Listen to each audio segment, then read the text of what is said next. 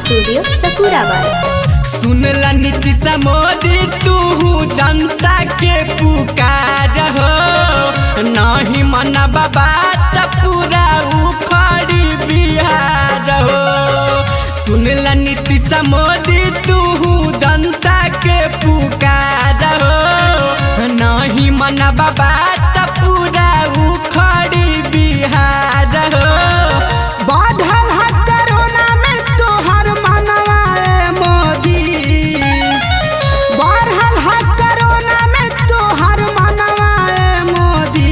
तली होला के तना नीरा दोस्त लोग के जनवा ये मोदी, तली होला के तना नीरा दोस्त लोग के जनवा ये मोदी।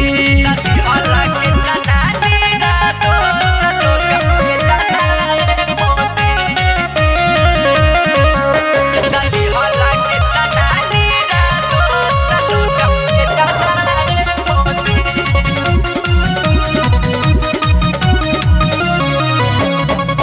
हमारो पप्पू भैया सबके मदद पूरा कलखिन हो, गरीब मजदूर लोग के भोजन करवलथिन हो।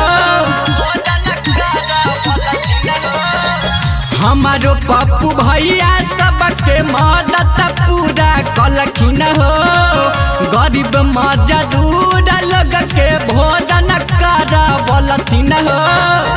काहे खातिर ले गइला जेल खानवा मोदी, काहे खातिर ले गइला जेल खानवा मोदी।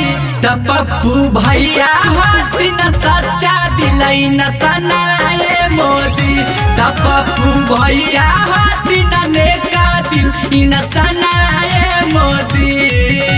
त पप्पू भैया हाथी न नेका दिल न सनाए मोदी, न सनाए मोदी। देशवा के लुटला खाली भगत के नाम पर, देला ना ध्यान कबो सही सही काम पर। देशवा के लुटला खाली भगत के नाम पर, देला ना ध्यान कबो मजदूर किसान पर।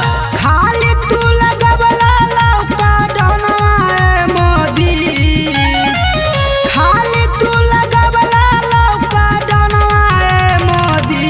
त पूरा देशवा बनी गइले समसनाए मोदी, त पूरा देशवा बनी गइले समसनाए मोदी। त पूरा देशवा बनी गइले समसनाए मोदी, त पूरा देशवा बनी गइले समसनाए मोदी।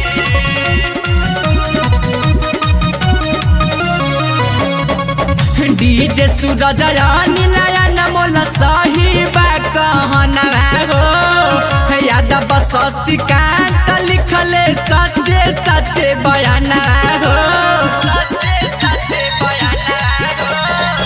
डीजे सूरज नीलायन मोल सही बा कहनवा हो, यादव शशिकांत लिखले सच्चे सच्चे बयानवा हो। गौतम नंदलाल के है बचनवा मोदी, गौतम नंदलाल के है बचनवा मोदी।